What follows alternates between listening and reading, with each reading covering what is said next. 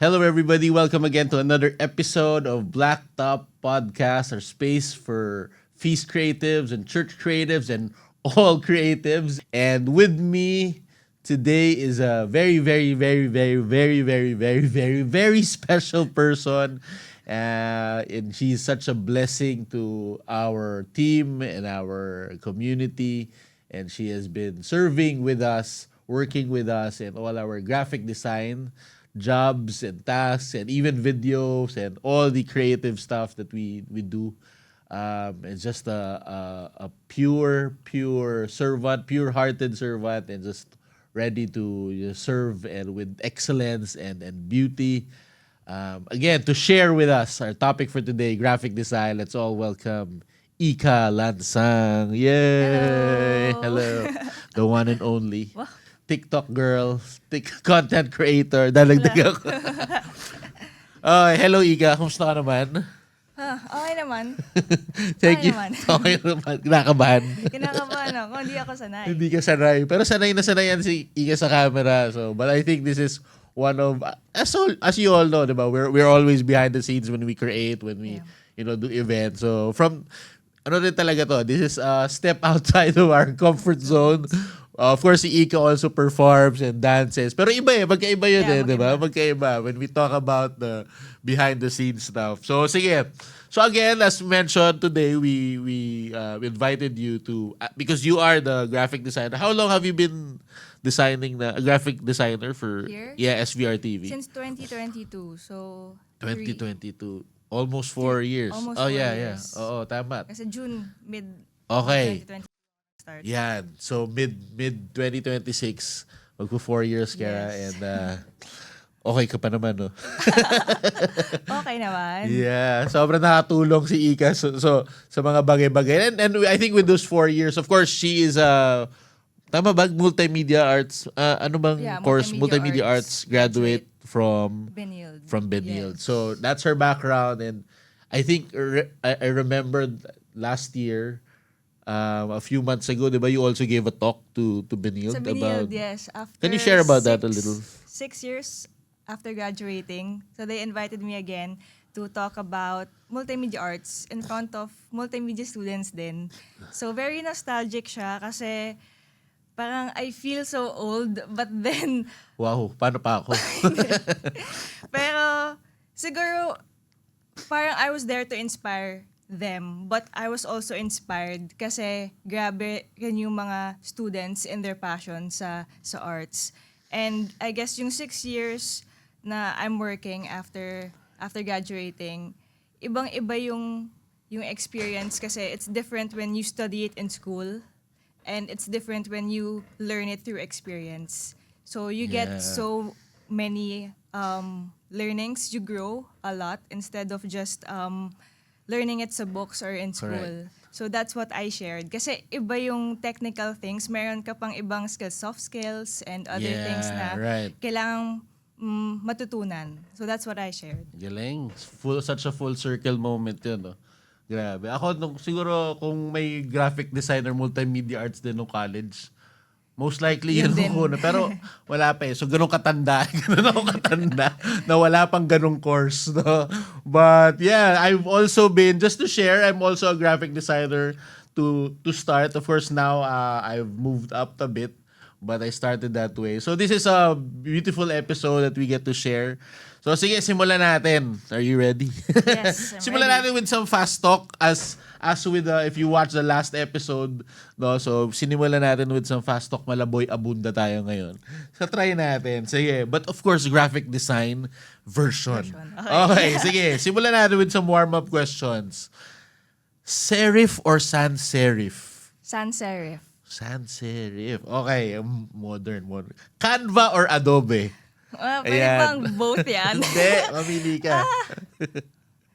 Adobe pa rin. Adobe pa rin. Buti naman. joke lang. To all Canva, we love you. Dark mode or light mode? Light mode. Maximalist or minimalist? Minimalist. Which is worse? Okay, anong mas masama? Pixelated logo or 5 different fonts? Feeling ko which is better? Which is worse? Which is worse? Pixelated logo. Feeling ko. I think Okay. mag-work naman yung 5 fonts depende sa layout. Depende sa font at sa layout. Yes. Pwede. Okay. Kung ikaw ay isang font, anong font ka? I can't think of a specific font, pero feeling, sige, Gotham na lang. It's what I usually use. Tas feeling ko kasi I'm a straightforward and sa una parang, di naman bland, pero straight-faced din kasi ako. So parang ganun yung personality ko. Yeah. Simple and straightforward. Yeah. Alam mo yung Gotham noong unang labas, akala ko talaga para siyang pang Batman eh. Pero apparently not. Apparently it's so not. Anyway, I just want to say that. Gotham, interesting. Actually ako, nung inaano ko tong question na to, ano kaya ang sagot ko dito? But until now, I don't think I have a favorite font. But I don't think a font can define who I am. But thank you for answering that. What's the most weird or crazy, unusual design request that you've ever received? Request? Hindi siya start. Not necessarily with our work, pwedeng ibang clients kasi you also have those, ganyan. So, Craziest. Parang design revision siya. Pero pinapalitan sa akin yung font ng isang typography video. So parang tapos na siya. Tapos sabi ng client, minor revision, pa-change ng font. Pero typography video siya. So for me, it's the craziest thing kasi mga ilang lahat minutes yung yun. video na yun. 3-minute Oh video. no, tapos buong video typography. Yes. Oh no. Parang they change their mind. Parang hindi namin gusto yung font. Let's change it. Hindi naman sa atin yan, no? Hindi. Buti naman. Pabayaran mo yung kliyente. Sa mga kliyente, dyan ha? Okay. Let's go to some hot takes. Hot takes tayo. Ganun din, medyo this or that. Okay. Or hot take, sige. Drop shadows. Is it tasteful or is it dangerous? I think it's tasteful if correct yung amount ng drop shadow. What is the correct amount? Ang hirap nang sabihin eh. Pero Correct. if it's against a light background kasi, dapat yung opacity niya or yung strength ng drop shadow, mababa lang din. Yeah. Not something overpowering or hindi mahalata yung black area sa likod ng text or ng isang Right. item. But then if it's against a dark background, syempre mas mataas din yung strength niya. Correct. So it really depends, no? It depends on the context, on the background, on the image. Kasi I remember, I think nung unang labas nung drop shot, hindi man unang labas, there was a time really na sobrang nauso siya. I think that was, 10 years ago. Sobrang nauso talaga. Everybody was using it. And siguro ngayon, I think some designers still have remnants, of that. Na parang gamitin natin. But I think it really depends on the amount, on the usage. And I think it's just yung tamang sakto na it makes the text or the image clearer or readable without alam mo yun, without making it hirap making it cluttered. Too obvious. Too obvious, ganyan. So, very, very subtle. Okay, agree. Next, templates. Having templates. Yan, ikaw gumagawa ka ng maraming templates. Is it helpful or limiting? Let's say you also receive a template na galing sa ibang senior designer or mga graphic designer, gumagawa tayo sa Feast. Is it helpful or limiting? I think it's helpful kasi at least you have a starting point. Yeah. And if you feel like you have to change something, mas madali na siya. Unlike you make everything from scratch. So at least may basis ka na. But then at the middle, lahat parang sa design kasi walang final output. There are times na you have Final lang. Parang may times na when you do a design, may maiisip ka na lang and then you can add that. But at least it takes time din kasi if you do every collateral from scratch. So it's nice to have something sa start, at least a template.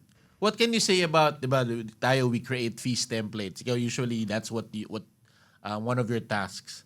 There are some na don't follow it. Don't follow the templates.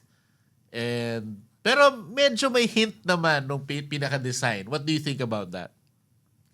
Siguro syempre lahat naman tayo may freedom to create something from that template. But then siguro it should boil down to, is it necessary to change or remove or add something? Basta it's intentional and it makes sense. Kasi sometimes we just Right. change something because we feel like changing it or feeling natin aesthetic to. Yes. But we have to make sure na may meaning kung ba't natin tinanggal or inad ang isang item. Tsaka minsan yung iba para nagmamatigas lang. Para sarili kong design to. Ganyan. Or to no? be different lang from the Yeah. rest. But you have to look really at the bigger picture. Kasi I know that there's some, yun nga, I think it's very normal for creatives, for artists, designers to really dabble on their own design. Ganyan. Sana may sarili ako para may input. But not thinking na, what if that little revision or sige, gumawa ka ng sarili na totally out of place. It doesn't align already with the bigger picture of the feast or what we do sa series, ganyan. So, always take note. Ito medyo hot take. Tingnan natin. Is Canva killing design or empowering it? Okay. I think I think naman it's empowering people who are not really in professional designers. Yeah. Siguro nagkakatalo lang kasi ang dami niyang AI features. But I think in all platforms naman ngayon, they're adapting to AI. Right. So it's really just more on understanding the limit of how we use AI. But the platform itself kasi, I think it helps out other people to create a design without a background in like arts. Correct. So I think nakaka-empower naman siya. Safe answer. Joke lang. But yeah, I think I agree with that. Kasi, yun nga, parang sa mga, of course, ako, or yun nga, sabi mo kanina, di ba, Adobe rin ang pinili mo. Ako rin, parang for me, Canva is a little bit limiting for me because I've already experienced, Adobe and kumbaga, I don't consider myself an expert, but at least I've experienced in that. No, and I think it allows me to do more things than in Canva. Yes. But, again, for non-experienced designers, or yun nga, yung wala talagang background, yung talagang, kailangan mong gumawa ng poster sa ganyan Christmas party ng kumpanya, ganyan, na wala namang gagawa, or some, di ba, para sa anak mo, sa teachers, use it a lot, no, na hindi naman wala talagang background design. It really has helped. And I think that's a beautiful thing that Canva has given to us. Kasi, in fairness naman, talagang dumami yung magandang design simula nung magkaroon ng Canva, no? But so yun, I think it's just, how you really use it and how you are as a person. If, what works, diba? So, yeah, medyo, di pa rin ako bias. Pero thank you, Canva, for all that you have done. Ito, next. Should churches still be using clip art? If clip art kasi, parang kung yun yung nasa templated na like sa Word or sa PowerPoint, yun. syempre, I think there are modern images na pwedeng gamitin. Siguro yung term ngayon is illustrations or vector. Vector, yeah. And there are a lot naman online. For example, sa Canva, there are a lot of free illustrations or vectors that are more modern. Tas may specific set sila na pare-parehas yung look. Yeah. So that could help make it more aesthetic. So, siguro mas kailangan lang nilang malaman yung resources. Kasi they use just one platform.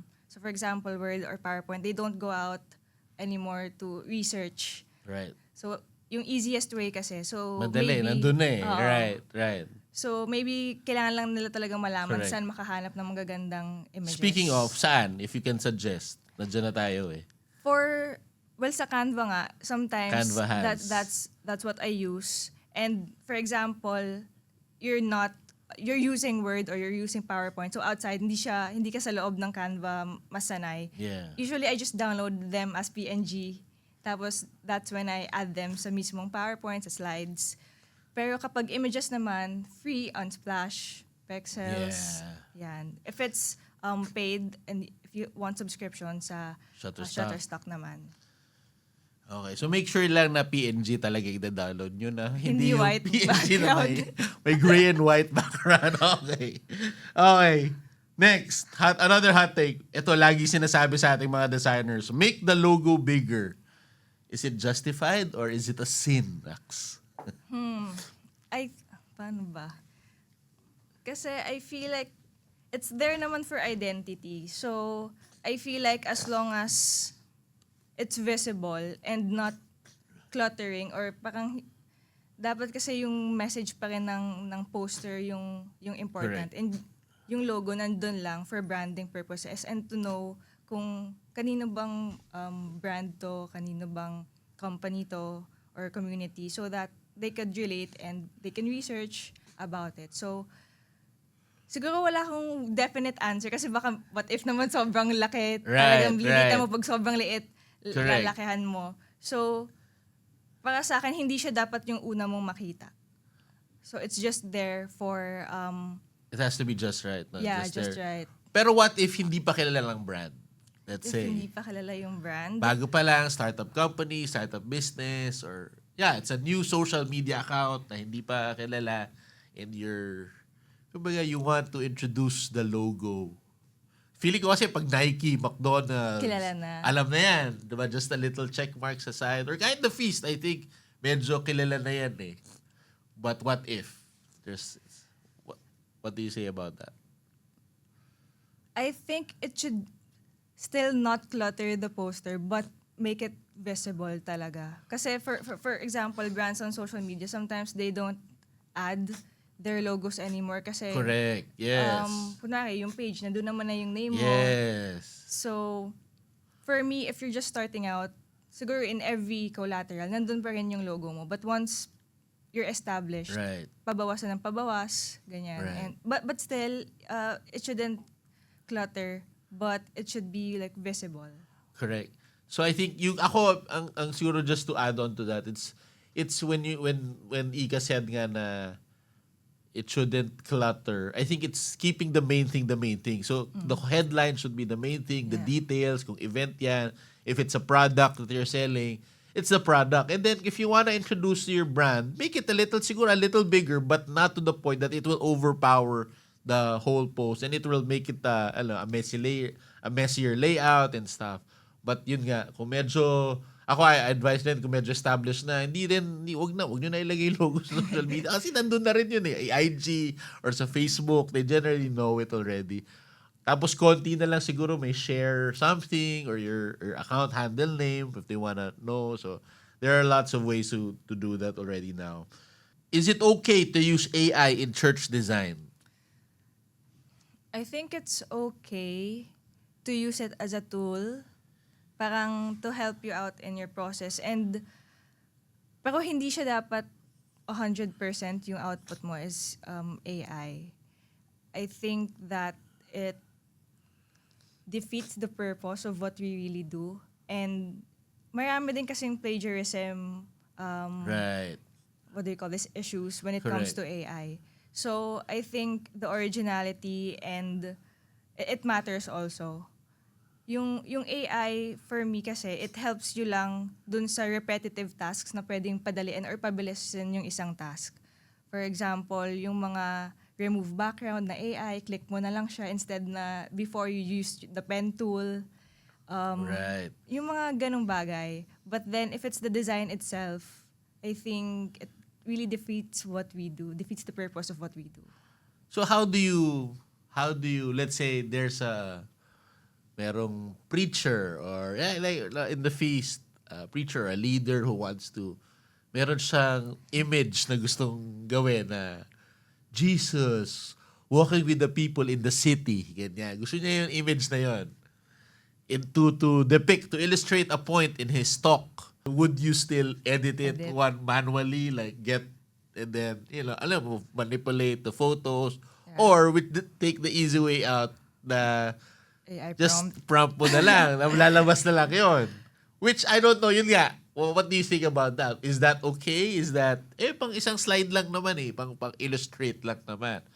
Or is that, yun nga, a little bit of too much already since we want to utilize the human, creativity and form and genius. I don't know. Siguro kasi pag Mahirap may ba yung mga tanong? Mahirap ba yung tanong? pag may mga ganon for me, tas wala talaga akong makitang exact image. Parang I still use Photoshop to edit and different photos. Pero minsan kasi hindi siya mukhang seamless and mahirap yung Yeah. magmukhang isa siyang image. That's when I use AI. Kunwari sa beta version, yung mga sides doon na mukhang inad ko lang, encircle mo lang and add a prompt na make it look like it's part Yeah. of the picture, or di kaya one whole entire okay. edit I made doesn't look, parang angat pa yung mga inad kong layers. So, the whole thing is edited, but then I ask AI to fix the color grading or to fix Yeah. the lighting para mukha siyang isang buong picture. Right. Pero ako pa rin yung nag-edit Correct. ng buong layout. I think that's easier. That's beautiful, no? Kasi that's easier to, of course, that's easier to say when we're designers. Paano kung yun nga? Hindi Hindi siya ka designer. designer. Hindi siya designer. Ah, that's also hard to answer. Papahirapan kita kayo. Joke lang. Pero, I think may nabasa kasi ako na they, like, not the whole image. Like, hindi siya buong AI. Yung image na i-create, hindi siya AI talaga. Parang you get one image and that's what you use to, parang you edit some parts lang. Okay. So for me, siguro pwede yon if, paano ko ba sasabihin to? Wait lang. Go lang, go lang. Your opinion lang. Doesn't, I don't think there's a right or wrong with this. Of course, because it depends on their context eh. But I think if you really Yeah, intentionally, like, I don't know, plagiarize or make money off of it. But if the intention for me is, sige, we just Simple to lang, illustrate yeah. one point. Maybe it's not as bad. Of course, I still won't. But tama yung sinabi mo kanina, yung it's a last resort thing. Mm-hmm. If there's really no way to, yun nga, ako feeling ko parang mahirap talagang, hindi man mahirap, but for non-designers to depict that, parang baka it can really help drive the point. No? So, it's really a big thing. No? Yeah. Mahirap talaga eh. Mahirap talaga sagutin din ngayon. Kasi, di ba? Sige, kaya mo pa masagutin. Siguro editing parts of an image, I guess for simple use, pwede naman siya. But yung, hindi ko ma-explain yung as in ipaprompt mo para mag-create ng isang image. Parang for me, baka kasi may ibang stuff doon na eksakto pala sa ibang photo or sa Right. isang illustration. So what I do is I get like a free stock image or something from Shutterstock, and then that's what I use. Parang ipaprompt ko na lang na, can you add something Can you in make this it, yeah. photo? Right. Yeah. Okay. Mahirap na topic yun eh. Mahirap na topic. I think AI has really, tawag dito, affected how we do things. Not just creativity, not just in art, design, and everything that we do, it's questioned yun nga, our, morality in a way, our principles, na is it ethical, is it right, are we just doing too much? So, I think the further we know about things, and kasi bago pa lang Yeah. so I don't think we've really reached that point na malalaman natin at sagot lahat, but at least we're trying, we're seeing if sige, alam din natin, I think as long as we're conscious about it na parang too much na or parang mali na to, then wag na nating ituloy, di ba? If you feel in your heart that it's not, then maybe try to hold back a bit, find another way. Pero minsan kasi, I think sakit din natin. Parang, nasubukan ko na tuloy-tuloy ko na yan. So, but also, look at those things. Especially yung mga, ayoko yung mga prompt na gagawa ng filter para sa profile picture, ganyan. Yeah. Kasi gagayahin na niya yung ibang artists without proper acknowledgement or recognition, dun nagkaka-issue sa mga plagiarism, sa styles. So, but again, yun, di ba? Ngayon, pati sa music, if I recall, the number one Christian music in the world, do you know, is made by an AI artist. Oh. So, pero sabi nga, kung God can use anything, maybe God can use AI. So, hindi ko alam. So, but again, that's up for debate. Tama na tayo, hindi naman yun ang topic natin. Okay. Last on the hot takes. Are church announcements, since you also create videos, better as slides or videos?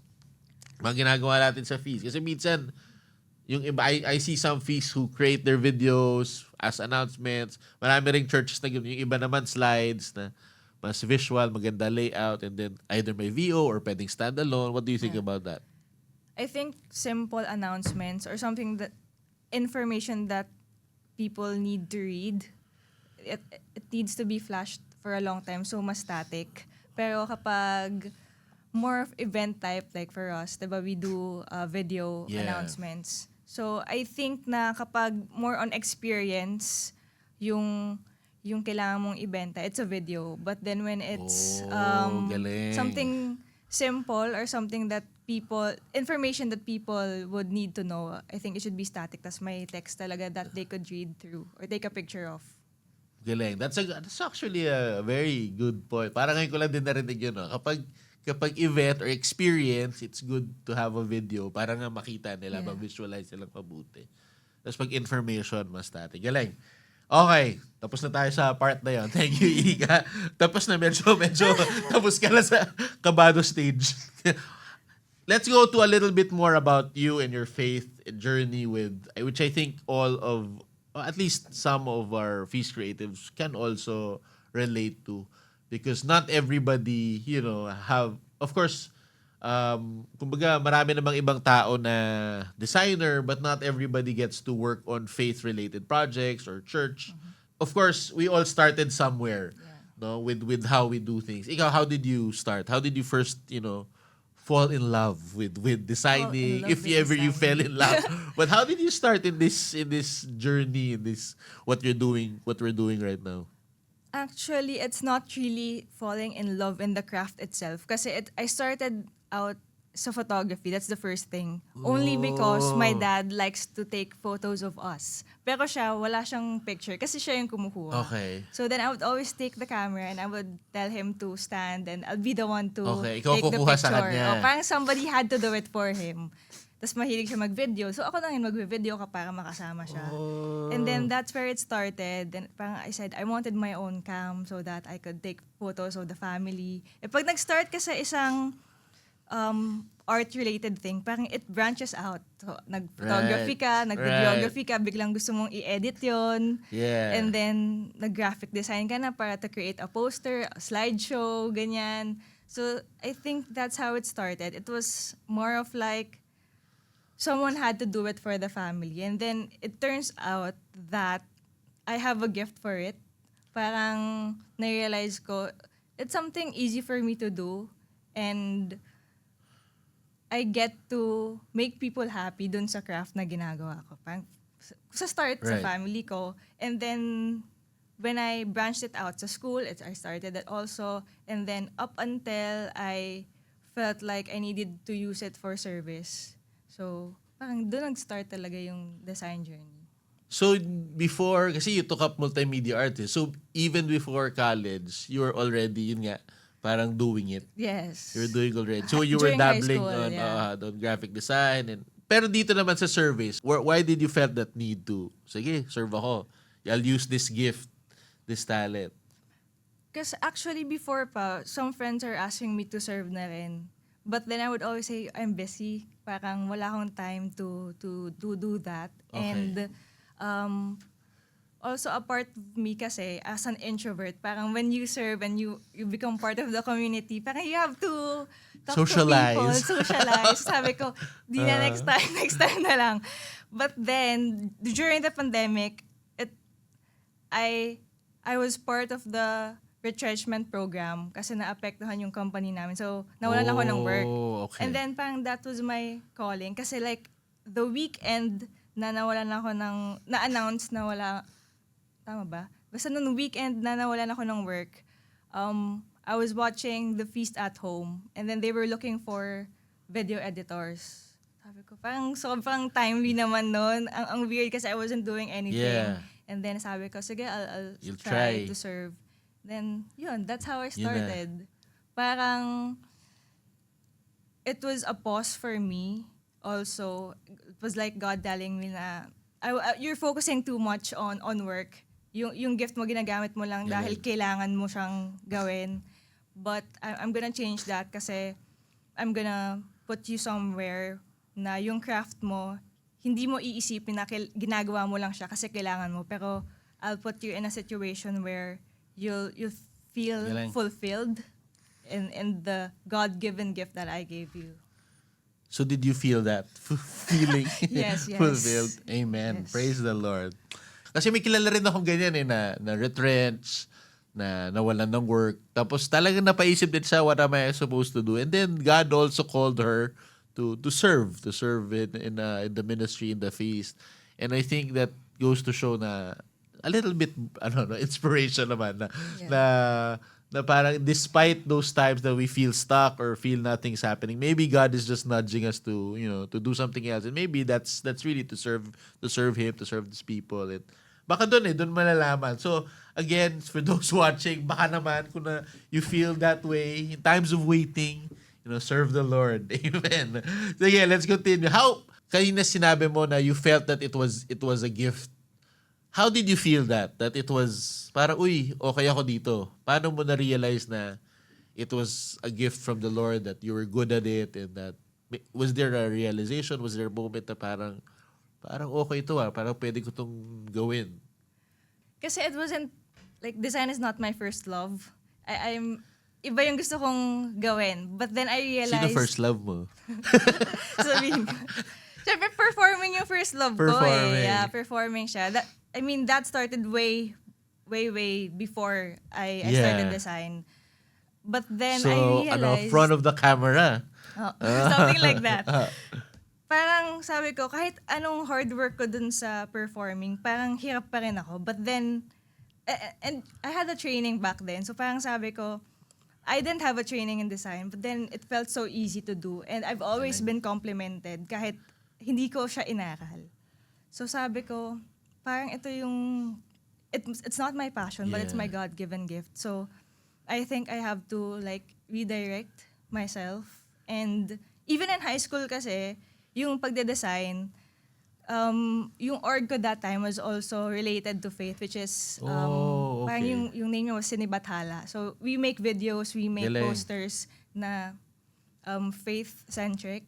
It's actually Galing, inspired by the feast. Pati yung mga events doon, it's actually inspired sa mga feast events. Yeah, kasi alam ko yung mga teacher doon nag-feast eh.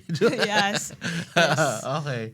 Speaking of that, how has your faith influenced you in this design journey or a creative journey in general? I started out na mas aesthetic lang talaga yung tingin ko sa pagde-design. Things have to look pretty. But then, when I started serving, when I started working here also, it became purpose-driven. My design had to tell a story, tell a message to people. Hindi lang siya na dapat ay maganda yung video or maganda yung poster na ginawa ko. But then it had to lead people to a message. Yeah. It had to lead people to God. So, yun, may purpose dapat yung ginagawa ko. So that's how it changed. Was there a design also that you've seen, or a poster or anything, a creative moment or thing that has also influenced you in that way? Yung parang na led you also to the Lord or led you to something spiritual. May maaalala ka bang ganyan na parang specific na, uy, grabe tong poster na to or yung movie na to or something? During ng high school kasi, that's when I'm also in the org, dun nga sa faith-related org namin. I also went to a Hillsong concert at that time. Here in Manila? Yes, Okay. here in Manila. Tapos, I was also at my lowest there because I was confused if I was supposed to, parang I was a senior year yata yung time na yun. So I was choosing what path I'm gonna take. And then, parang I was blessed din doon kasi yung mga visuals na pinapakita nila, very striking siya sa akin.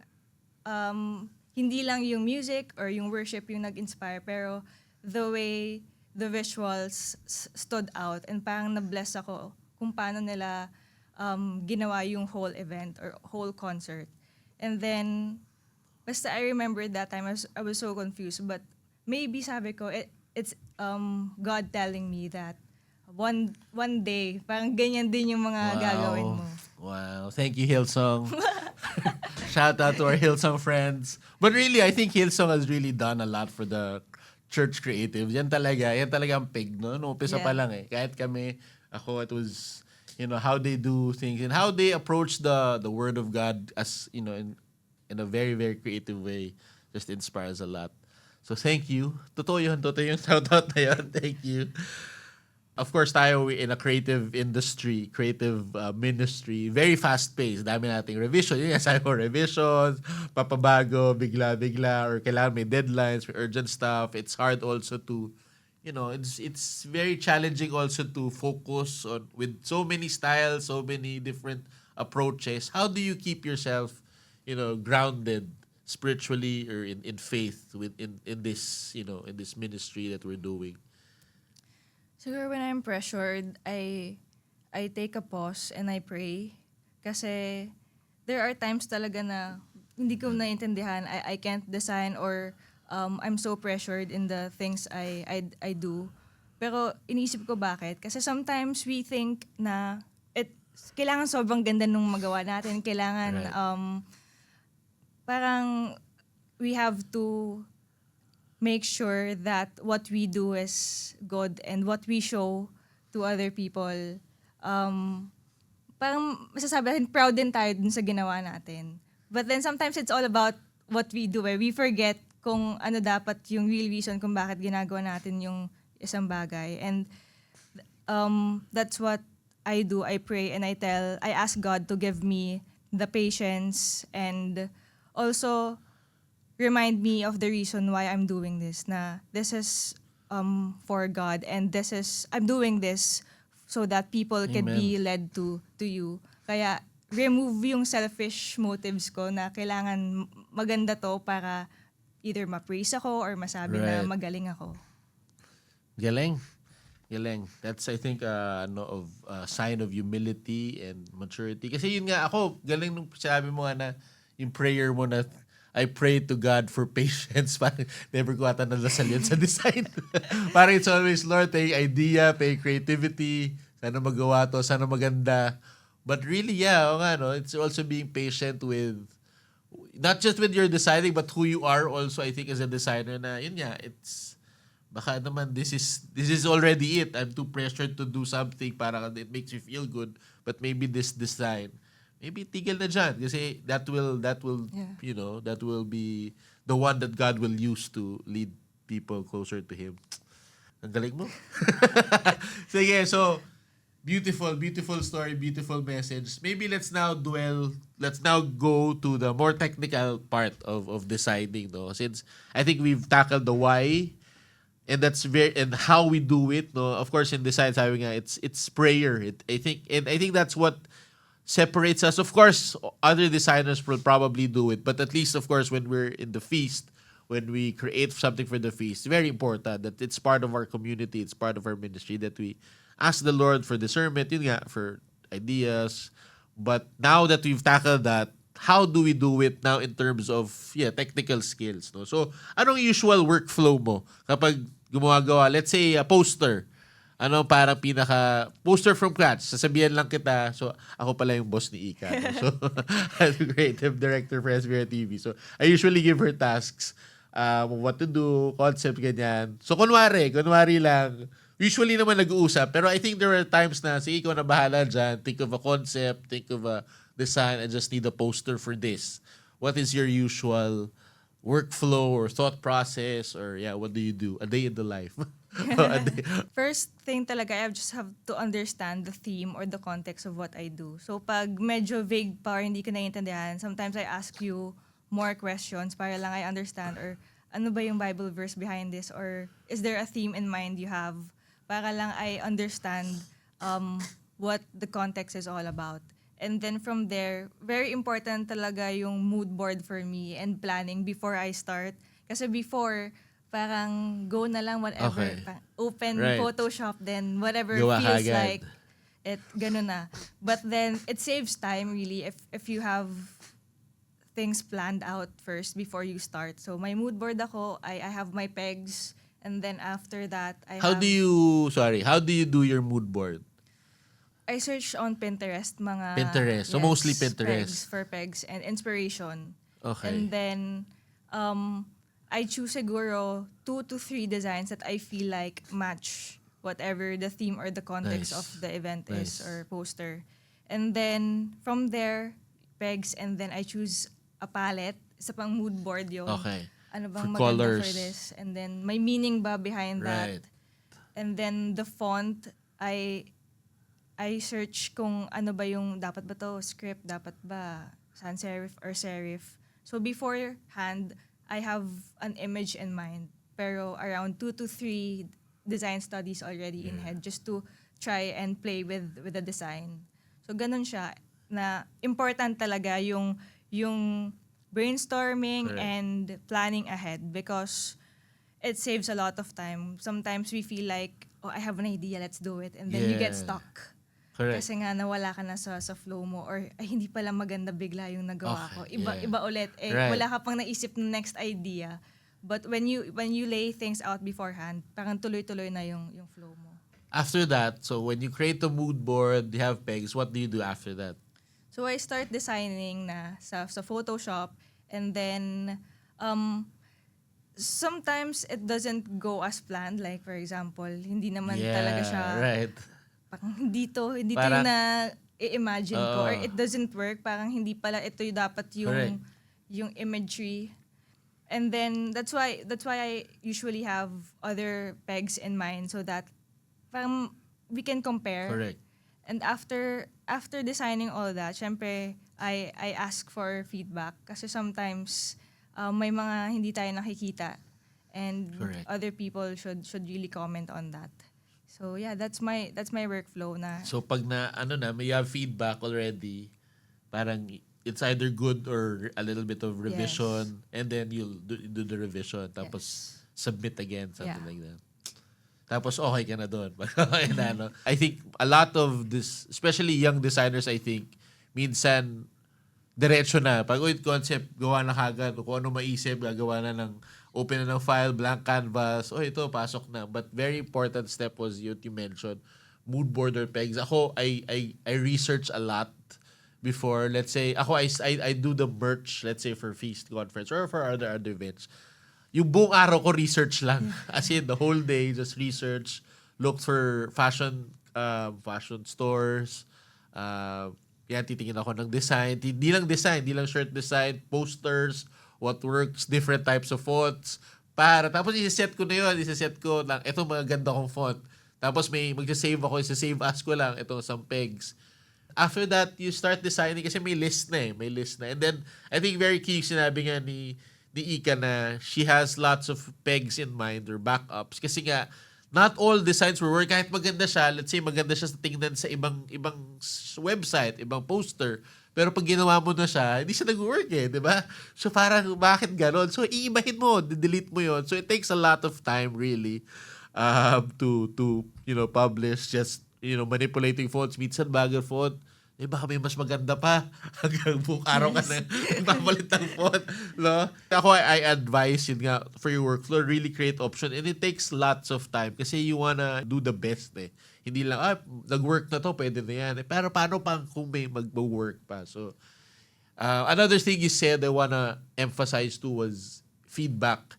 And I think that's also one thing we fail to do kasi siguro nahihiya tayo minsan. Of course, we might feel rejected, but it's very, very important to get feedback from people who probably not just leaders, but also co-workers. Baka may ibang perspective, may iba silang opinion. It's also nice. It doesn't mean naman na may sinabi sila, susundan natin, but it also allows us to reflect No? So, pag ikaw ba, Ika, when yun nga, I think when let's say ako I say something na parang ulitin mo naman, di ako masyadong natuwa or parang kulang pa.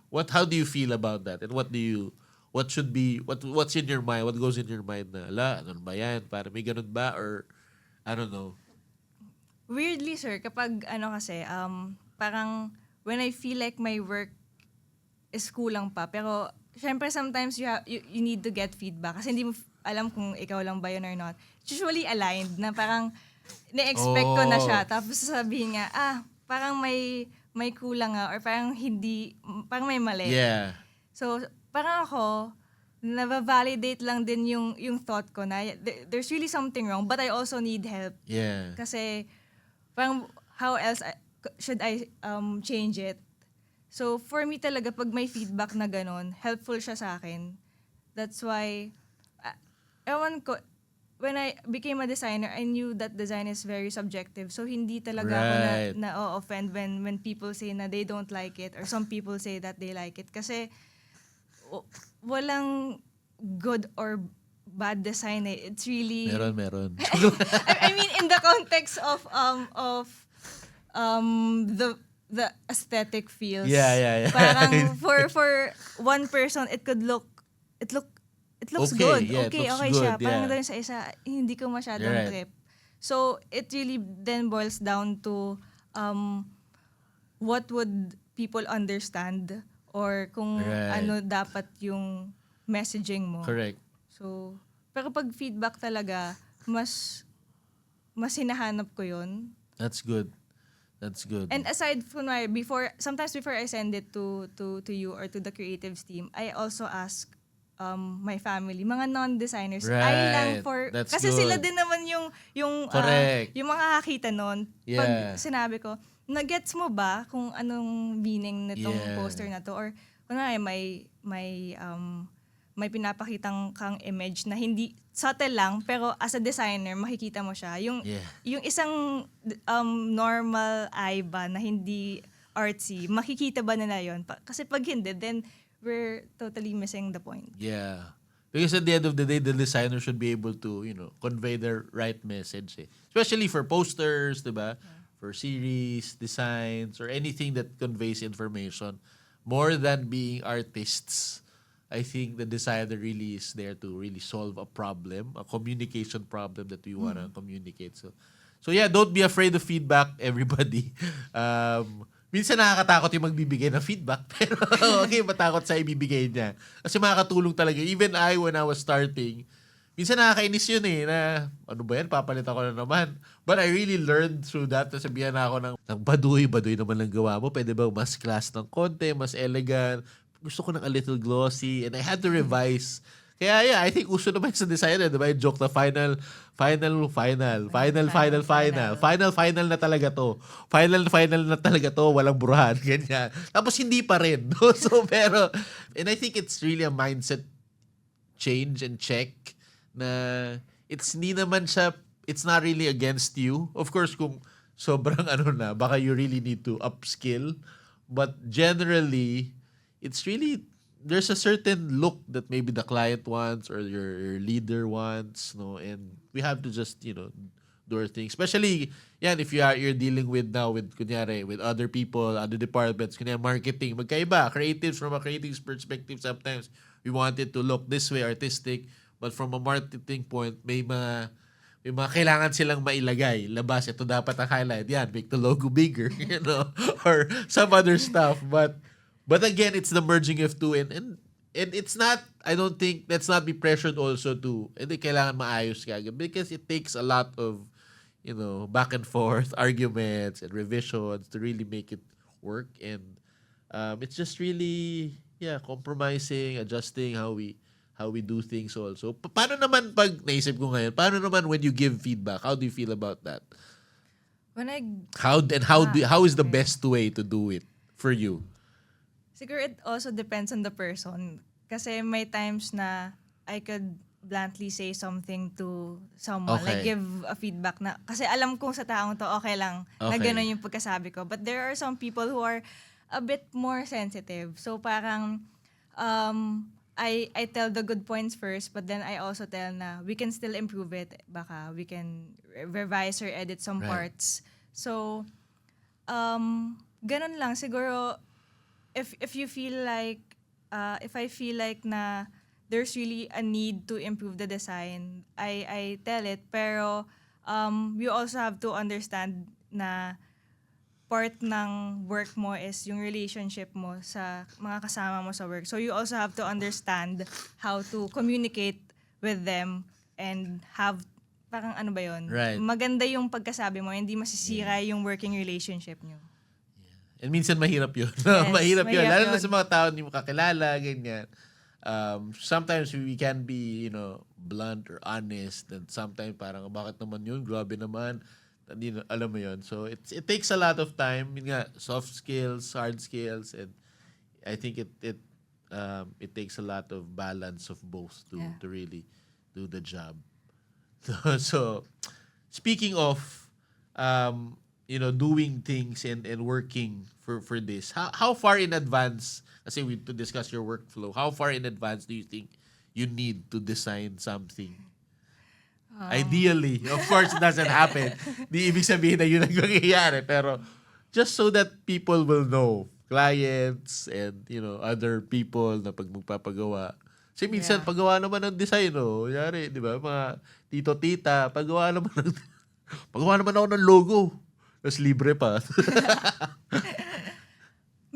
Minimum, siguro sa akin, yung workflow na parang ito yung shortest amount of time is parang 3 days.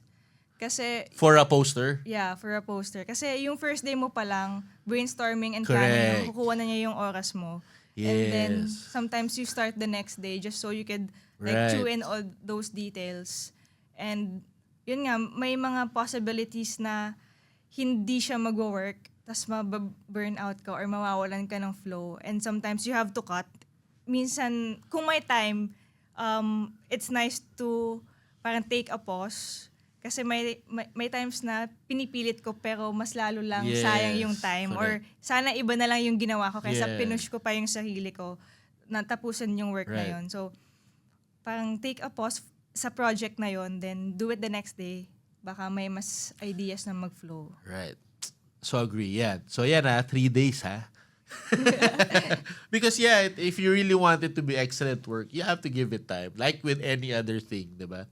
You have to, constantly do things properly, right preparation, right execution. So, kailangan may konting oras. Of course, we understand din naman na yung iba rush.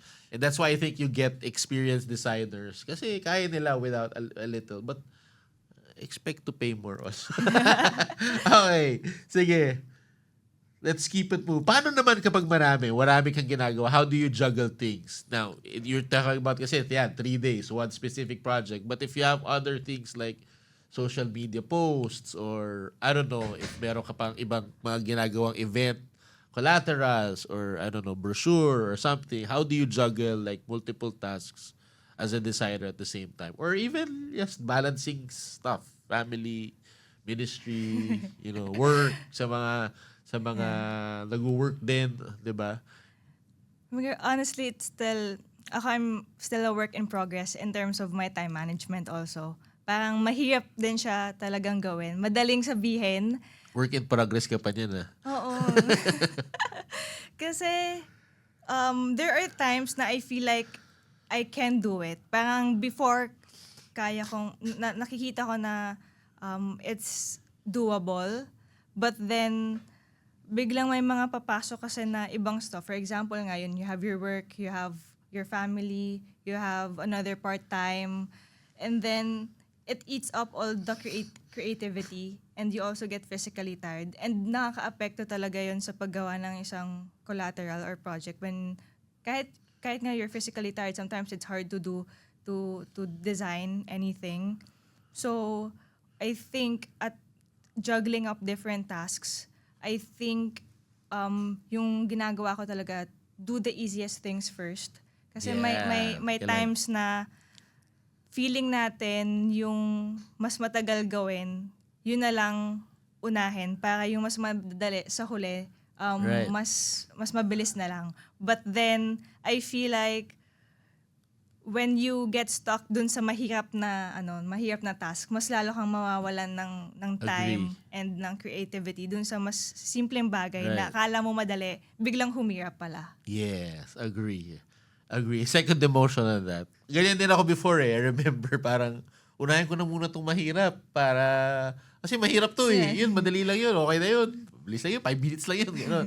Pero dahil yung hirap, parang hindi mo na-expect na talagang tumagal. Nasayang na sana na-submit na yung madali. pati yun tuloy. Parang dalawa na tuloy yung hindi mo nagawa. Kasi nga, na-delay ka na na-delay. Yeah, time management is really, something. Si Ika kaya ako sinabi work problem kasi mabilis talaga magsabit si Ika. He's one of the most efficient people. But yeah, I think we all have, especially in our different seasons. Kasi minsan nag-iiba talaga eh. Ako, I pride myself in also being a fast worker. But there are times that, you really get stuck and there are lots of things coming your way. Challenges, personal issues, personal problems, and minsan it affects you. So we have to also understand.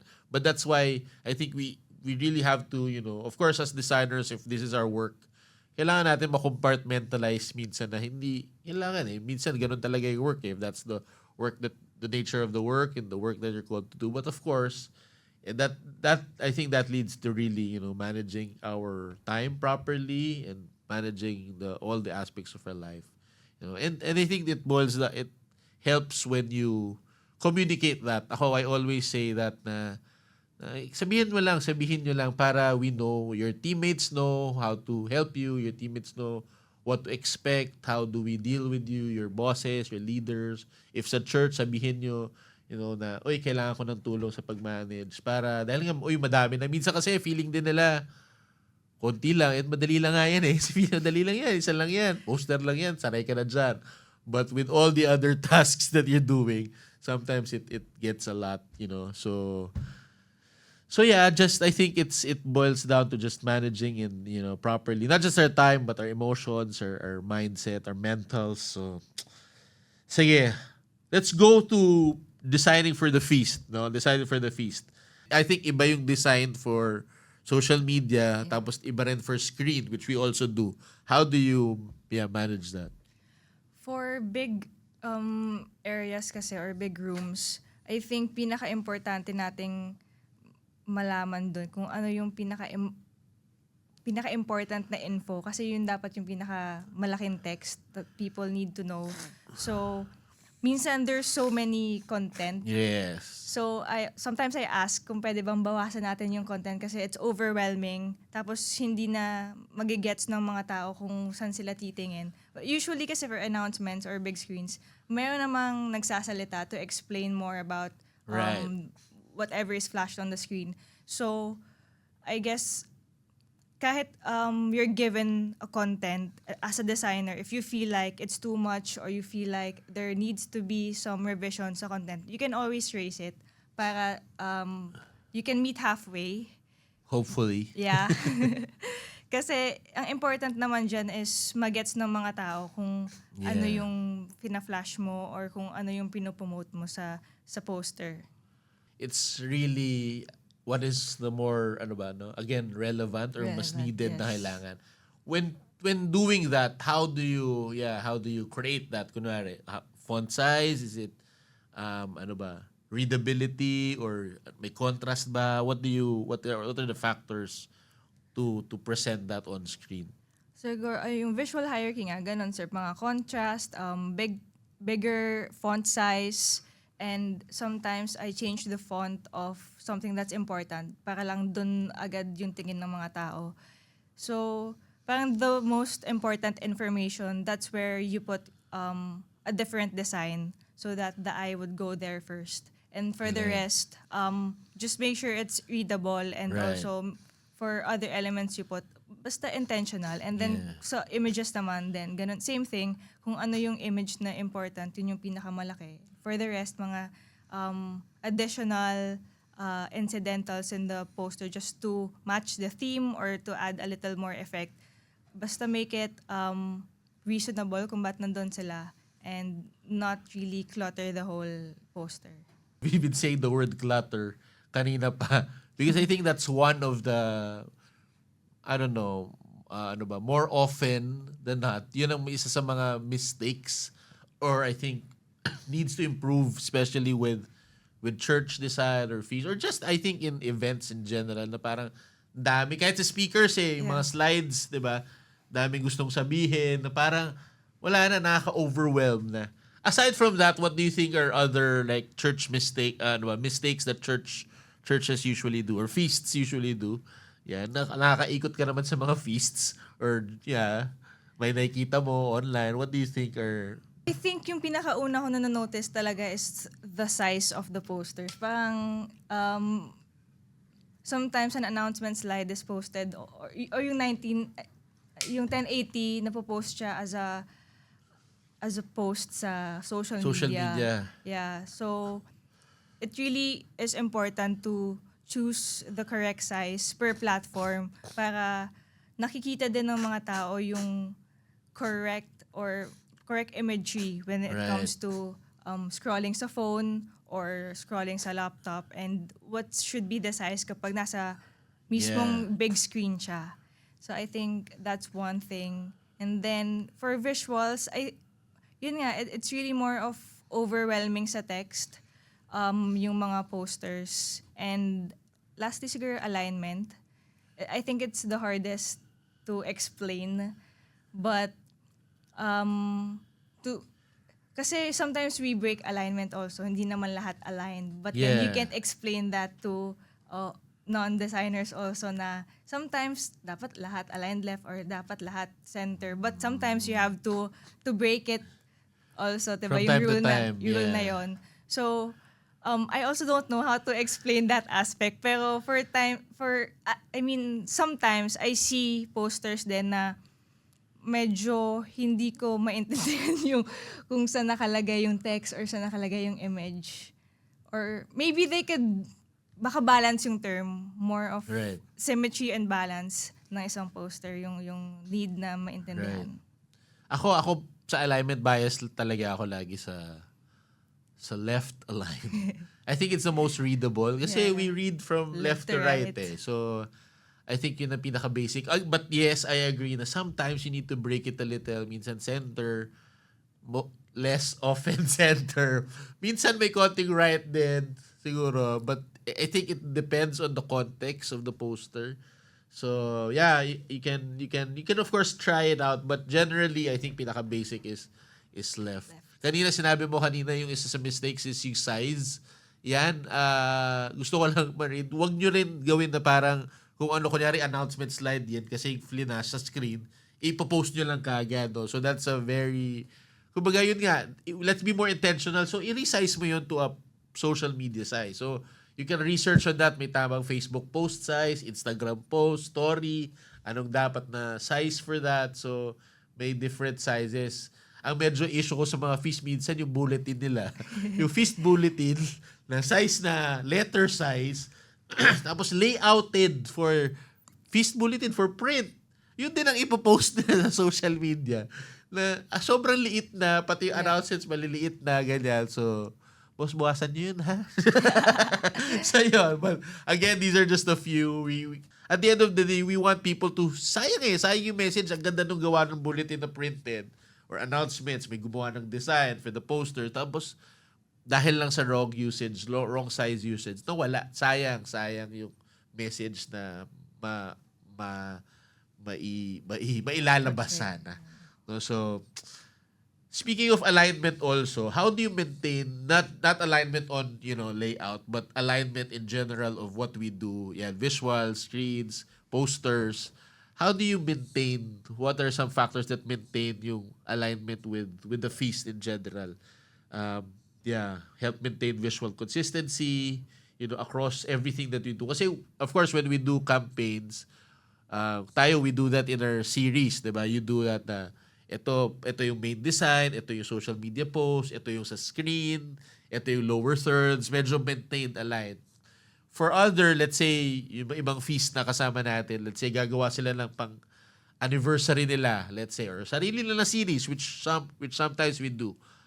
How do you get that across? How do you do it, maintaining all these things? It's more of understanding the overall theme of a specific campaign. And then, kasi, like for example, sa series design, we branch out a certain theme into smaller themes or parang smaller visual themes para align pa rin siya sa overall imagery na iniisip natin.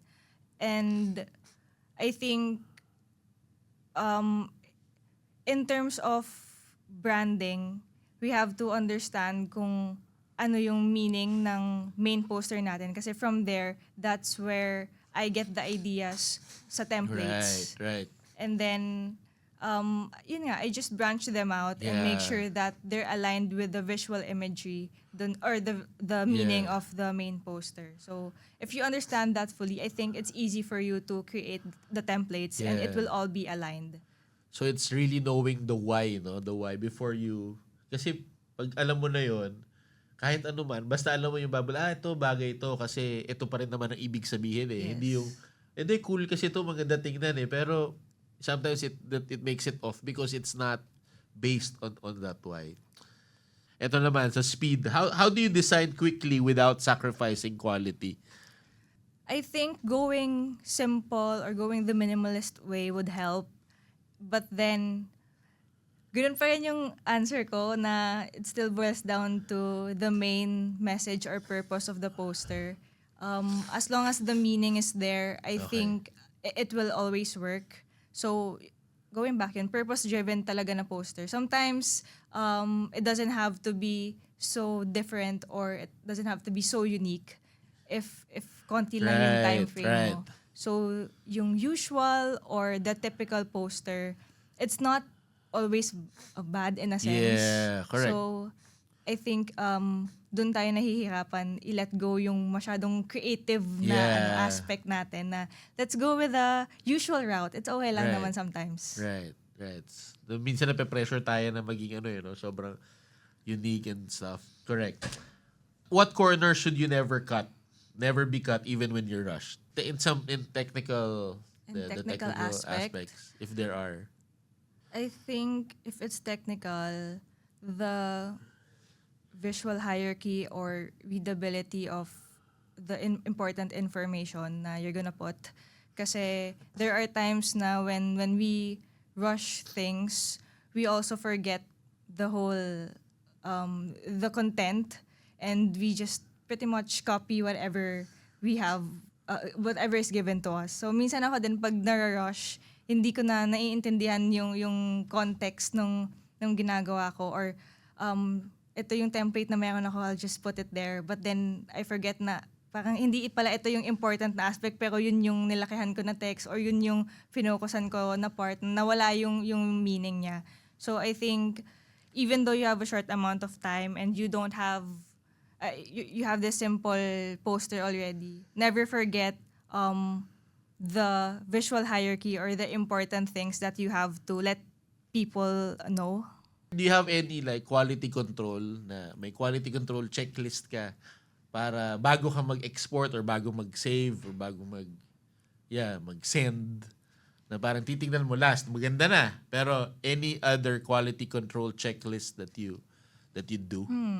I guess every element, if it's not pixelated, if it's aligned, if it's within margin, and the alignment of every element also. And siguro one thing I usually skip is proofreading. Kasi sometimes I just copy whatever is given to me. And then Okay, I realize correct. na, Yeah. ay, shucks, may wrong spelling pala. Or may Typo, na-press ako na, right. may na-delete ako na nawala dun sa binigay nila sa akin. Kasi, we're just so used to Right. being given the text. Copy-paste, okay. Tapos, shucks, hindi ko pala binasa to. Yeah. Tama.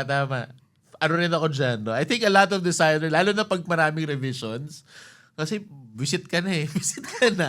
Iinis ka na. Naalala ko, meron kami dati, Kerigma Conference, tapos Kerjima lumabas. No? Shout out. Pero diba? Tapos na-print na yung shirt, ang daming ganun. Pero, ako rin, hindi ko maalala, pero marami rin akong ganyan na parang, oh no. Ay, yung recently ata, yung entrepreneurship ata sa slides, parang kulang ng entrepreneur. Parang, oh my God, syempre nakakahiya rin sa speakers kasi ako, if I may add to that, ako margins, minsan nakakalimutan. Lalo na pag print, may mga bleed, may mga ganun, you have to understand. Which I think sometimes parang, iba kasing printer, okay lang na wala. But there are some printers who require that. So, sometimes kailangan magdagdag ng konting bleed, na ganyan. Tapos kapag may print, pag merge, you have to check the color palette. Tama ba? Yung Pantone, yung mga ganung bagay. But these are little things that we have to, I think, one key thing is when we send it out. Sa social media, siguro siguro sizes, ano dapat, kunyari pag nilalagay sa website, dapat gantong ano lang, size lang, kasi kung hindi, mabigat mag-load. Pag sa app, when you're doing it sa app, ganun din, may certain, kailangan i-compress yung files. So all these little things, I think we have to put it down. And I think you can research on that. Of course, kanya-kanya ng checklist anong importante, but yeah, I think we do have to have some control a little bit over our quality and what we put out. Kanina, you shared already about a resource on vectors. Sa fonts naman, meron ka ba? Sa fonts, I research at Font Squirrel, Font Space, Font Squirrel at Font Font Space, Space. and the font. And then I make sure... The font, DA font. Yeah, DA font. And then I just stick the commercial use para for both personal and Stick to that. commercial. Pwede. Ayaw mo mag-demo. Demo for personal use. No? baka magka-issue. Mag-issue talaga tayo dyan. Okay. For photos and textures, meron kang parang resource. Go to website. For photos, the Unsplash. Unsplash. Yeah, And- sinabi ko kanina. And Pexels. Pexels. Shutterstock if paid.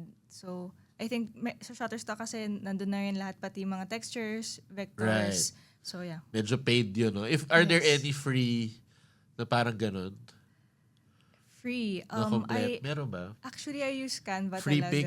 Canva. Yeah, I Canva just for- download it as Right. as JPEG or PNG if it's Right. kailangan transparent background. But they have resources naman that you can use for free. And if my pro account, meron din better. more More resources. features, yeah. Any plugins that you use? Siguro when I edit a poster that's very image heavy lang, madalas kong gamitin yung Camera Raw filter na some people don't know. It's like the Lightroom inside Photoshop. So some people kasi they still edit outside Photoshop. So they edit sa Lightroom and then they add it sa Photoshop. So ako pag sobrang madaming image na kailangan, I edit inside Photoshop and just use Camera Raw filter so that once in a while you can edit if you need changes. Unlike when it's in Lightroom na paulit-ulit mo siyang i-edit or may adjustment layer but then sometimes it's hard in terms of layering. Yeah. So the Camera Raw filter does its job. And for it's that. already default. No? Nandun na siya. Hindi siya plug-in. Yes, You don't need to yes. download and install it. Sige. Hindi ko rin ginagamit yun. Eh. So we learned something new. So as designers, I think it's very important also to make our files as organized. Kasi sayang eh. Either mawawala or may misplace or pag sinend natin, mali. So how do you organize your files, structure your folders? Do you have any system?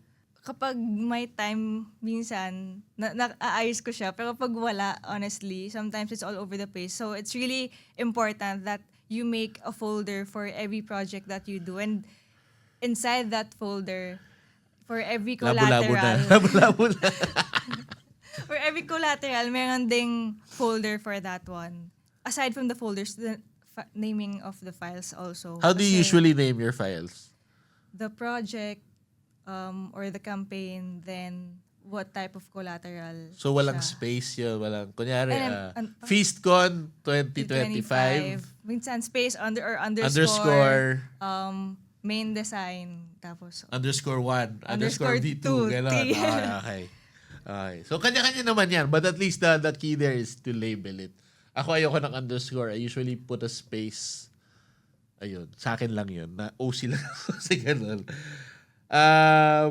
What is the best export settings for social media? they usually say kasi to export in 72 dpi, but then when I do that kasi parang minsan nawawala yung quality kapag pinopost kasi online, right? So minsan inaangat ko pa siya just so when you post it on either Facebook or Instagram, it's not pixelated Yeah. because when I export it on that natural 72 dpi, okay siya when you open it as a file. Right. But then when you upload it sa internet, nawawala yung quality. So sometimes I raise it up to 100 or 150 just so when it's uploaded, the same quality or a good quality will appear online. So yeah. And then just make sure it's RGB kasi may times na naiiba yung kulay when it's set to CMYK kasi Yes. that's for print. So make sure it's for web. O, alam nyo na ha. Basics naman yan. Okay? So, last we end. So, we wanna go back how we started kanina. This is what we call rapid fire. What's your primary design software right now? Photoshop. Photoshop. One tool that you open every single day. Photoshop. Photoshop pa rin. Photoshop pa rin. Walang iba. Go-to font family right now. Avenir. Avenir na. Avenir. Feast Creatives font. Yeah. Shout out to Ryan for introducing Avenir. So, hindi Gotham. Sabi mo ganina Gotham. Pag personal, Gotham siya. Okay. Pero pag work, Pag creatives. pag creative, peace creatives Avenir. na. Favorite place to find design inspiration? Pinterest. Pinterest. Kung hindi digital. Kung hindi Like, digital. lumalabas din naman tayo eh. Or any, movies. Okay. Or a channel, or YouTube. Pwede naman. I'm digital pa rin naman YouTube. Pero, yeah, hindi Pinterest. Hindi Pinterest. Since I go a lot to events kasi I just really absorb or Yeah. observe whatever Right. is in there. Yung mga posters nila, I take pictures of it. And then kapag may magandang collateral na pwedeng magamit, I take that in mind. That's good. So yeah, you can really get inspiration from anywhere. Tama, no? Tama. Events do a lot. Especially mga iba-ibang events, no? Background, street visual, yung mga, sa lobby, yung mga interaction, yeah. yung mga tarps, mga ganyan. So you can really get a lot from that. One plug-in, preset, or resource you always use? If meron. Sa photos right now, especially with mga daily posts, pag sa photo,ag-add ako ng noise. Yun lang. Noise. For aesthetic touch lang. Okay. Valid yun. What is your biggest time saver in your workflow? Planning. Mood board, yan. Galing. One design rule that you will never break. Never break. White space. Okay. Most underrated design habit. Wait lang. Most underrated, sketching or drafting. Galing. Oo nga, no? Yeah, it is. Some people, diretso na. Ako rin. Naalala ko. Pwede rin, no? Kasi ako, I also draw a little bit. Hindi man ako super galing. Pero, di ba? Maganda Yeah. mag-sketch muna eh. Okay. What do you think is the fastest way for a beginner to level up? Someone starting in the ministry na, yun, beginner. Keep designing, keep on practicing. I think that's really the best part. Kasi, it's very a hands-on thing. Right. So, that's one. Pero second also is, just like kanina, what I said, parang absorb or feed yourself with design. You can always scroll and Yeah. check online. So, para lang mas lumawak pa yung ideas. Correct. Agree. To add to that, yung sa sinabi ni Iga kanina na keep designing, keep practicing. Kaakibat nun is keep asking for feedback. Kasi minsan gawa ng design. Yeah. Hindi naman talaga nag-improve yun. So it's always good to find a mentor or even just a buddy, a friend who has an eye for, not necessarily a designer, pero a good eye. Could really give constructive feedback, criticism on your work. That I think that, and again, siguro just to add also is keep on learning also. Kailangan matuto tayo. Even kami now, di ba? Especially ngayon with the dawn of AI, we have to learn how do we adapt, how do we use this. There are new technologies. Photoshop is every year coming up with new features. Yeah. Paano natin magagamit to? Canva is coming up with new features. So, always want to learn. Also learn the new styles, new trends. Ano ba dapat i-hold back natin? So, it's a never-ending journey of learning and curiosity because that's the only way I think we can always improve and we not get stuck with the ways of the past and we can always, be relevant with the times. Last question. One thing you wish Feast leaders understood about graphic design? it takes time to make good design. Amen. And we will end with that. No further explanation. Thank you, Ika, for Thank such a you. beautiful, beautiful time. Again, we are so grateful to have you, not just in this episode, but to have you in our community. And such a blessing for you to be part of this journey. Salamat, maraming salamat. So that's it. That's our second episode. I hope you tune in for our next one. This is Blacktop Podcast. See you, everybody.